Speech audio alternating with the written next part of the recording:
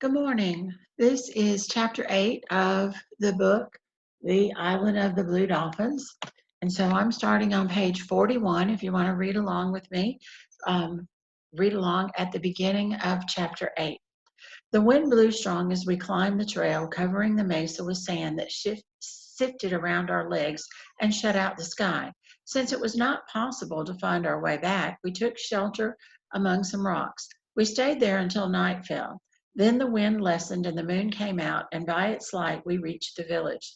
The huts looked like ghosts in the cold light. As we neared them, I heard a strange sound like that of running feet. I thought that it was the sound made by the wind, but when we came closer, I saw dozens of wild dogs scurrying around through the huts. They ran from us, snarling as they went. The pack must have slunk into the village soon after we left, for it had gorged itself upon the abalone that we had not taken. It had gone everywhere, searching out food, and Ramo and I had to look hard to find enough for our supper. While we ate beside the small fire, I could hear the dogs on the hill not far away, and through the night their howls came to me on the wind.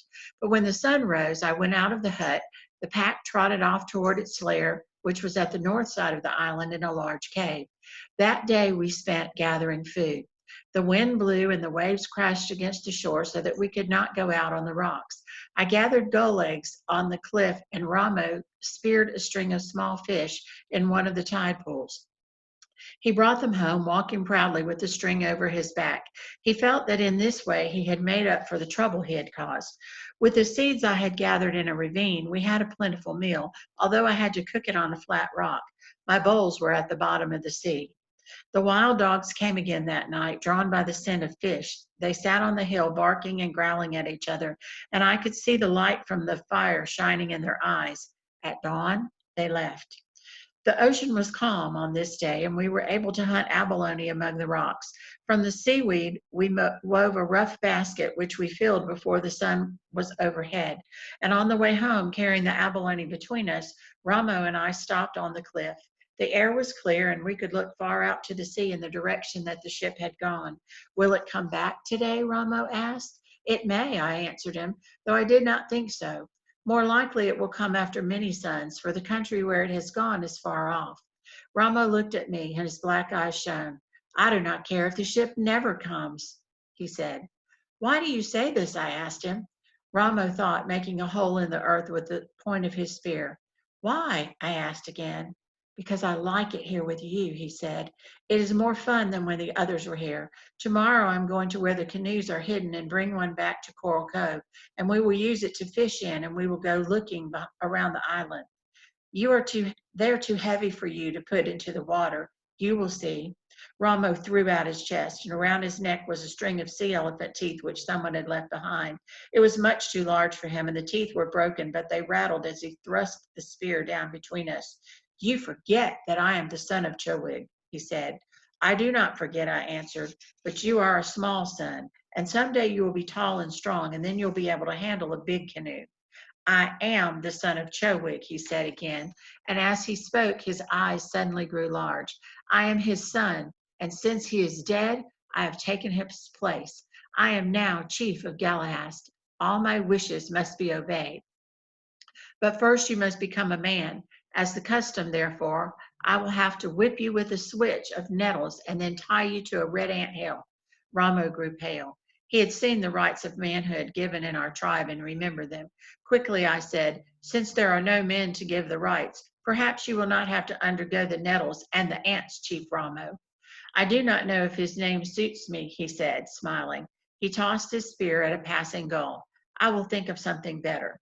I watched him stride off to get the spear, a little boy with thin arms and legs like sticks, wearing a big string of sea elephant teeth. Now that he had become chief of Galahast, I would have even more trouble with him, but I wanted to run after him and take him in my arms. I have thought of a name, he said when he came back. What is it? I asked solemnly. I am Chief Tanyositlopai. That is a very long name and hard to say. You will soon learn, Chief Tanyositlopai said. I had no thought of letting Chief Tanyositlopai go alone to the place where the canoes were hidden, but the next morning when I awoke, I found that Ramo was not in the hut. He was not outside either, and I knew that he had gotten up in the dark and left by himself. I was frightened. I thought of all that might befall him. He had climbed down the kelp rope once before, but he would have trouble pushing even the smallest of the canoes off the rocks. And if he did get one afloat without hurting himself, would he be able to paddle it around the sand spit where the tides ran fast? Thinking of these dangers, I started off to overtake him. I had not gone far along the trail before I began to wonder if I should not let him go to the cliff by himself. There was no way of telling when the ship would come back for us until it did. We were alone on the island. Ramo, therefore, would have to become a man sooner than if he were not alone, since I would need his help in many ways. Suddenly, I turned around and took the trail to Coral Cove.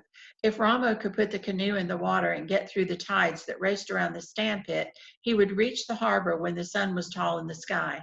I would be waiting on the beach. For that, what was the fun of a voyage if no one was there to greet him? I put Ramo out of my mind as I searched the rocks for mussels. I thought of the food we would need to gather and how best to protect it from the wild dogs when we were not in the village. I thought also of the ship. I tried to remember what Massasup had said to me.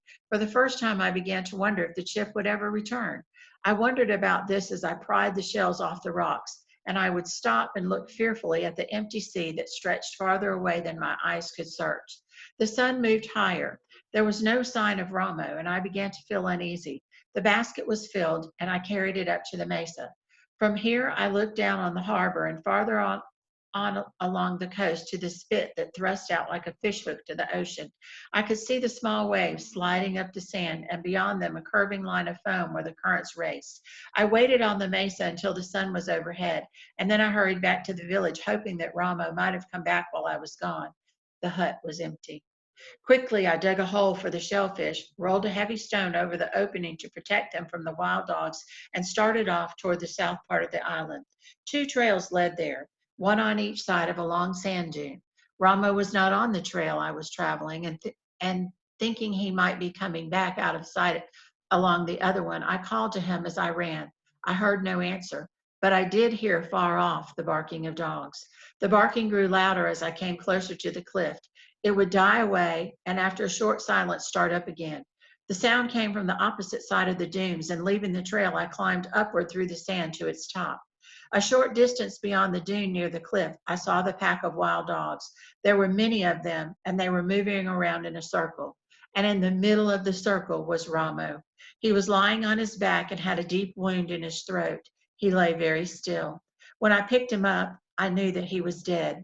There were other wounds on his body from the teeth of the wild dogs. He had been dead a long time, and from his footsteps on the earth, I could see that he had never reached the cliff. Two dogs lay on the ground not far from him, and in the side of one of them was a broken spear. I carried Rama back to the village, reaching it when the sun was far down. The dogs followed me all the way, but when I had laid him down in the hut and came out with a club in my hand, they trotted off to a low hill. A big gray dog with its long curling hair and yellow eyes was their leader, and he went last. It was growing dark, but I followed them up the hill. Slowly they retreated in front of me, not making a sound. I followed them across two hills and a small valley to a third hill, whose face was a ledge of rock. At one end of the ledge was a cave. One by one, the dogs went into it. The mouth of the cave was too wide and too high to fill with rocks. I gathered brush and made a fire, thinking that I would push it back into the cave. And through the night, I would feed it and push it further and further back. But there was not enough brush for this. When the moon rose, I left the cave and went off through the valley and over the 3 hills to my home. All night I sat there with the body of my brother and did not sleep. I vowed that someday I would go back and kill the wild dogs in the cave. I would kill all of them. I thought of how I would do it, but mostly I thought of Ramo, my brother. Chapter 9. I do not remember much of this time except that many suns rose and set. I thought about what I was going to do now that I was alone. I did not leave the village. Not until I had eaten all the abalones did I leave, and then only to gather more. Yet I do remember the day that I decided I would never live in the village again. It was the morning of thick fog and the sound of far-off waves breaking on the shore. I had never noticed before how silent the village was.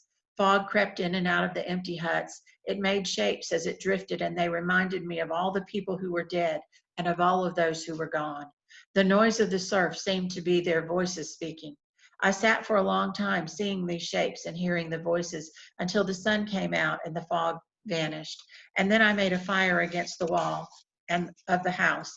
And when it was burned to the earth, I started a fire in another house. Thus, one by one, I destroyed them all so that there were only ashes left to mark the village of Galahast. There was nothing to take away with me except a basket of food. I therefore traveled fast, and before night fell, I reached a place where I decided to live until the ship returned. This place lay on a headland a half a league to the west of Coral Cove. There was a large rock on that headland and two stunted trees. Behind the rock was a clear place about 10 steps across, which was sheltered from the wind, from which I could see the harbor and the ocean. A spring of water flowed from a ravine nearby. That night I climbed onto the rock to sleep. It was flat on top and wide enough for me to stretch out. Also, it was so high from the ground that I did not need to fear the wild dogs while I was sleeping. I had not seen them again since the day they had killed Ramo, but I was sure that they would soon come to my new camp. The rock was also a safe place to store food. I had brought with me and everything I should gather. Since it was still winter and any day the ship might return, there was no use for us to store food I would not need. This gave me time to make weapons to protect myself from the dogs, which I felt would sometime attack me, to kill them all, one by one. I had a club I found in one of the huts, but I needed a bow and arrow and a large spear. The spear I had taken from the slain dog was too small. It was good for spearing fish and little else. The laws of Galahad forbade the making of weapons by women of the tribe, so I went out to search for any that might have been left behind. I went first to where the village had been and sifted the ashes for spearheads, and then finding none, to the place where the canoes were hidden, believing that weapons might have been stored there with the food and water. I found nothing in the canoes under the cliff. And then, remembering the chest the Aleuts had brought to the shore, I set out for Coral Cove. I had seen that chest on the beach during the battle, but did not remember that the hunters had taken it with them when they fled. The beach was empty except for rows of seaweed washed in by the storm. The tide was out, and I looked in the place where the chest had lain. It was just below the ledge Eulape and I had stood on while we watched the battle. The sand was smooth, and I dug many small holes with a stick. I dug in a wide circle, thinking that the storm might have covered it with sand. Near the center of the circle, the stick hit something hard, which I was sure was a rock, but as I dug deeper with my hands, I saw it was the black lid of the chest. All morning I worked, moving the sand away, and the chest lay deep from the washing of the waves, and I did not try to dig it out, but only so I could raise the lid. As the sun rose high, the tide came rushing up the beach and filled the hole with sand. Each wave covered the chest deeper until it was completely hidden. I stood on the place, bracing myself against the waves so that I would not have to look for it again. And when the tide turned, I began to dig with my feet, working them down, and then with my hands. The chest was filled with beads and bracelets and earrings of many colors. I forgot about the spearheads I had come for. I held each of the trinkets to the sun, turning them so that they caught the light. I put on the longest string of beads, which were blue, and a pair of blue bracelets, which exactly fitted my wrists, and walked down the shore admiring myself. I walked the whole length of the cove. The beads and the bracelets made tinkling sounds, and I felt like the bride of a chief as I walked there by the waves. I came to the foot of the trail where the battle had been fought, and suddenly I remembered those who had died there and the men who had brought the jewels I was wearing. I went back to the chest, and for a long time I stood beside it, looking at the bracelets and the beads hanging from my neck, so beautiful and bright in the sun. They do not belong to the Aleuts, I said. They belong to me. But even as I said this, I knew that I could never wear them. One by one, I took them off. I also took the rest of the beads from the chest, and then I walked through the waves and flung them all far away out into the deep water. There were no iron spearheads in the chest. I closed the lid and covered it with sand. I looked along the bottom of the trail, but finding nothing there I could use, gave up my search. For many days I did not think of the weapons again, not until the wild dogs came one night and sat under the rock and howled. They were gone at daylight, but not far. During the day, I could see them slinking through the brush watching me. That night, they came back to the headland. I had buried what was left of my supper, but they dug it up, snarling and fighting among themselves over the scraps. And then they began to pace back and forth at the foot of the rock, sniffing the air, for they could smell my tracks and knew that I was somewhere near. For a long time, I lay on the rock while they trotted around below me. The rock was high and they could not climb it, but I was still fearful. As I lay there, I wondered what would happen to me if I went against the law of our tribe, which forbade the making of weapons by women. If I did not think of it at all and made these things which I must have to protect myself. Would the four winds blow in from the four directions of the world and smother me as I made my weapons? Or would the earth tremble, as many said, and bury me beneath the falling rocks? Or as others said, would the sea rise over the island in a terrible flood? Would the weapons break in my hands at the moment when my life was in danger, which is what my father had said? I thought about those things for 2 days, and on the third night, when the wild dogs returned to the rock, I made up my mind that no matter what befell me, I would make weapons. In the morning, I set about it, though I felt very fearful. I wished to use a sea elephant's tusk for the tip of the spear because it is hard and at the right shape. There were many of these animals on the shore near my camp, but I lacked a weapon with which to kill one. Our men usually hunted them with a strong net made of bull kelp, which they threw over an animal while it slept. To do this, at least 3 men were needed, and even then the sea elephants often dragged the net into the sea and got away. I used instead a root of a tree which I shaped into a point and hardened in the fire. This I bound to a long shaft with the green sinews of a seal I killed with a rock. The bow and arrows took more time and caused me great difficulty. I had a bowstring, but wood which could be bent and yet had the proper strength was not easy to find.